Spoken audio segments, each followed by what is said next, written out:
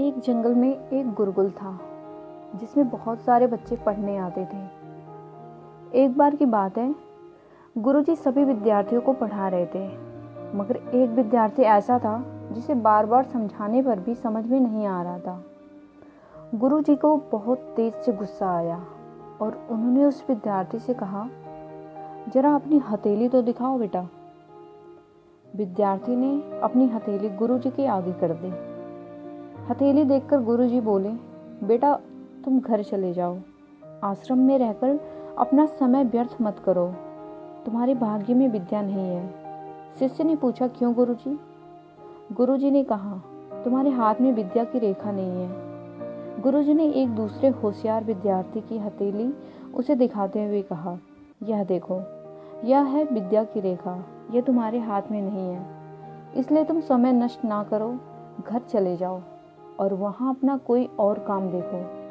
यह सुनने के बाद उस विद्यार्थी ने अपनी जेब से एक चाकू निकाला, जिसका प्रयोग वह रोज सुबह अपनी दातुन काटने के लिए किया करता था। उस चाकू की पैनी नोक से उसने अपने हाथ में एक गहरी लकीर बना दी। हाथ लहूलुहान हो गया। तब वह गुरुजी से बोला, मैंने अपने हाथ में विद्या की रेखा बना ली गुरुजी। यह देखकर गुरुजी द्रवित हो उठे और उन्होंने उस विद्यार्थी को गले से लगा लिया।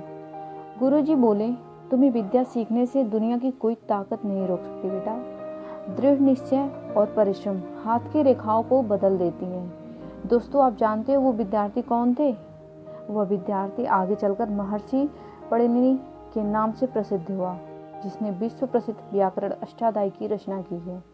इतनी सदियां बीत जाने के बाद भी आज 2700 वर्षों बाद भी विश्व की किसी भी भाषा में ऐसा उत्कृष्ट और पूर्ण व्याकरण का ग्रंथ अब तक नहीं बना। तो दोस्तों, कहानी की शिक्षा ये है कि लोग चाहे जो भी बोलें, हम हर एक को गलत साबित करते हुए अपनी लगन और परिश्रम के दम पर जो चाहे वो सब कुछ हासिल कर सकते हैं।